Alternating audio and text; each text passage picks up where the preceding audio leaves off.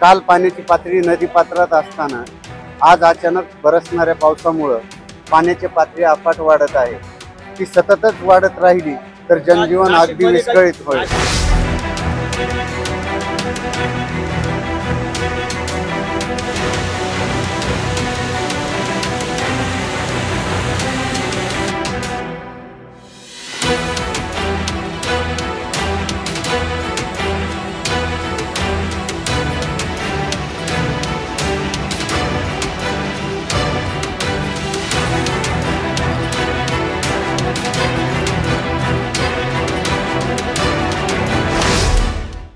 नमस्कार, आपण बघू शकता नाशिकमध्ये गेल्या 12 तासापासून संततधार पावसाची सुरू झालेली आहे।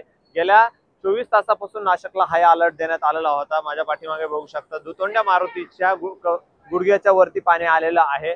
गेल्या 12 तासापासून पाऊस सुरू असताना अशी परिस्थिती निर्माण झालेली होती। तरी पावसाचे वेग जास्त असल्याने, पावसाचा प्रवाह जास्त असल्याने नदीला प्रवाह देखील वाढलेला आहे, नदीच्या प्रवाहाला देखील वेग आहे। आणि गेल्या 12 तासापासून पाऊस सुरू असल्याने 12 तासातच नदीला इतका पूर आल्याची परिस्थिती निर्माण झालेली आहे। गेल्या 24 तासापासून मुंबईमध्ये पूर्णतः पाणी झालेला आहे। तरी मुंबईमध्ये पाण्याची पूर्ण परिस्थिती निर्माण झालेली असताना नाशिकमध्ये कालपर्यंत कुठल्याही प्रकारचा पाऊस नव्हता, कोरडं वातावरण होतं, परंतु आज पूर्णतः पावसाचे वातावरण तयार झालेले आहे। तरी सकाळी या नदी तलावामध्ये नदीच्या परिसरामध्ये 2 ते 3 गाड्या अडकल्याचंही निदर्शनास आले होतं। ह्या गाड्या गुजरात येथील आढळल्या असल्याचीही माहिती समोर येत आहे। तरी आपल्याशी बोलण्यासाठी अग्निशमक दलाचे पदाधिकारी देखील आहे, आपण त्यांच्याशी चर्चा करणार आहोत। नमस्कार, काय सांगाल, काय परिस्थिती आहे आता?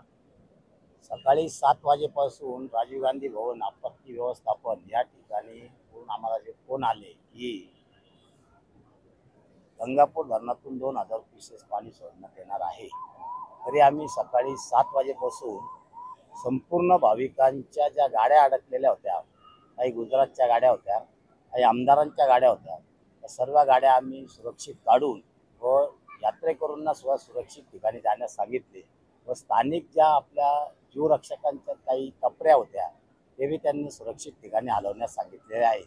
जसे माननीय आयुक्त साहेब आणि विभागीय अधिकारी, मुख्य अग्निशामक अधिकारी यांच्या सर्व आदेशाने आम्ही सर्व जवान लोक काम करू राहिलो।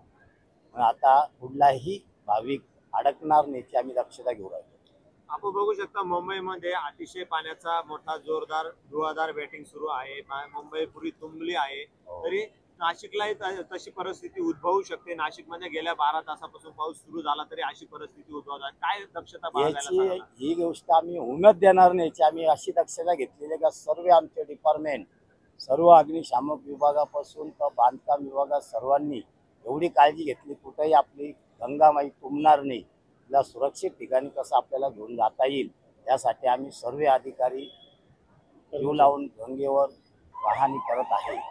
पोलीस प्रशासनाच्या वतीने तसं आपल्या वतीने आपत्ती व्यवस्थापनाच्या वतीने काय काय नागरिकांना सूचना कराल? सर्व आम्ही सूचना अशा करण्यात आलेल्या आहे की कोणीही यात्रेकरू आणि स्थानिक आमचे जीवरक्षक हे सर्व आम्हाला सहकार्य करत असल्याने माननीय आयुक्त साहेब यांनी जे आदेश केलेले आहे, पोलीस कमिशनर यांनी आम्हाला ते आदेश केल्यामुळे आम्हाला सर्व सहकार्य करू राहिलं, म्हणून कोणताही भाविक अडकणार नाही आम्ही दक्षता घेऊ राहिलो। आपण बघू शकता अग्निशमक दलाच्या वतीने तसे आपत्ती व्यवस्थापनाच्या वतीने संपूर्ण काळजी घेण्यात येत आहे। माझ्या पाठीमागे बघू शकता या ठिकाणी अग्निशमक दलाच्या वतीने एक बंब देखील तैनात करण्यात आलेला आहे। या बंबाच्या साहाय्याने कुठल्याही आपत्ती व्यवस्थापनाची परिस्थिती उत्पन्न झाल्यास त्याला तात्काळ त्या ठिकाणी लगेच मदत मिळेल आणि मदत मिळून त्यांना तात्काळ त्या ठिकाणी सुविधा देखील उपलब्ध होईल अशा पद्धतीने करण्यात आले आहे। या ठिकाणी अग्निशमक दलाच्या वतीने वारंवार सूचना देखील देण्यात आपण बघू शकता या ठिकाणी पाण्याचा वेग कशा प्रकारे हा पाण्याचा वेग आहे आणि या पाण्याच्या वेगामध्ये कोणीही पाण्याच्या प्रवाहामध्ये अथवा गंगेच्या पात्रामध्ये उतरू नये याची देखील दक्षता बाळगण्यात येत आहे। नदी काठच्या सर्व दुकानांना देखील या ठिकाणून हलण्याच्या सूचना देण्यात आलेल्या, कोणीही नदी काठाला दुकानं लावणार नाही याची देखील काळजी घेण्यात येत आहे। नदी संपूर्ण नाशिक जिल्ह्यातून नदीचा प्रवाह आहे, संपूर्ण गावांना देखील सतर्कतेचा इशारा प्रशासनाच्या वतीने देण्यात येत आहे। मी नाशिककर बालाजी रत्नपारखी। आजच्या काळामध्ये कालच्या परिस्थितीनुसार आज पाण्याची पातळी वाढलेली आहे. काल पाण्याची पातळी नदी पात्रात असताना आज अचानक बरसणाऱ्या पावसामुळं पाण्याची पातळी अफाट वाढत आहे. ती सततच वाढत राहिली तर जनजीवन अगदी विस्कळीत होईल. नाशिकमध्ये कधीपासून पाऊस सुरू आहे? आज पहाटे 4 वाजल्यापासून पाऊस सुरुवात झालेला आहे. पाण्याची पातळी अशीच जर वाढत राहिली तर जनजीवन नक्कीच विस्कळीत होणार आहे. आता पूर परिस्थिती कशी आहे? कालपेक्षा आज पूर परिस्थिती काय वाटतं? वाढत्या वेगाची पूर परिस्थिती आहे. पाऊस वर पडतोय, पाणी वाढतंय नदीला, नदीतून पाणी पात्राच्या बाहेर येतंय. कपालेश्वर मंदिराच्या पायरीपर्यंत जाण्याचे चान्सेस आहेत. नमस्कार, आपण बघू शकता गेल्या 2 ते 3 दिवसापासून नाशिक असेल तसे महाराष्ट्र असेल संपूर्ण महाराष्ट्राला अलर्ट आहे, हाय अलर्ट आहे आणि हाय अलर्ट नंतर संपूर्ण महाराष्ट्रामध्ये अनेक ठिकाणी पाऊस बघावयास मिळाला. त्यानंतर मुंबई या ठिकाणी मुंबईची तुंबई झाल्याचं हे आपल्याला बघायला मिळालं. त्यानंतर आपण बघू शकता माझ्या पाठीमागे नाशिक येथे संपूर्ण नदी परिसरामध्ये कालपर्यंत कुठल्याही प्रकारची पूर परिस्थिती नव्हती, परंतु आज पूर्णतः पूर परिस्थिती निर्माण झाल्याचं माझ्या समोर दिसत आहे. आपण बघू शकता या ठिकाणी हे सर्व मंदिरं असतील, छोटे मोठे मंदिरं असतील, सर्व पाण्याखाली गेलेलं आहे. ही धार्मिक स्थळाची जी धार्मिक कार्यक्रम करत असतात ही छत्री देखील आता पाण्याखाली गेलेली दिसत आहे. मारुतीच्या कमरेच्या खाली गुडघ्याच्या वर पाणी असल्याचं दुतोंड्या मारुतीच्या आपल्याला दिसत आहे. जर गेल्या 12 तासापासून नाशिकमध्ये पाण्याला सुरुवात झाल्यानंतर जर अशी पूर परिस्थिती आहे तर अजून जर 12 तास पाणी चाललं तर नाशिकला नक्कीच मोठी पूर परिस्थिती निर्माण होणार आहे. अग्निशामक दल असेल, पोलीस प्रशासन असेल यांच्या वतीने नागरिकांना वारंवार सूचना देण्यात येत आहे की नागरिकांना सतर्कतेचा इशारा देखील देण्यात येत आहे का नदी काठच्या पाण्यामध्ये उतरू नका, नदी तलावात उतरू नका, तसेच नदीच्या परिसरामध्ये कोणीही आपले दुकाने लावू नका.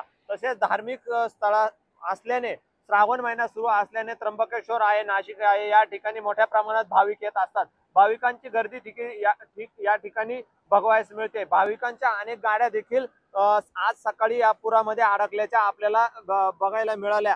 तरी या ठिकाणी अग्निशमक दलाच्या वतीने या गाड्या काढण्याचा देखील मोठा प्रयत्न करण्यात आला. तसेच आता नदीला कमीत कमी धरणातून 2 ते 3 हजार क्युसेस पाण्याचा विसर्ग सुरू आहे.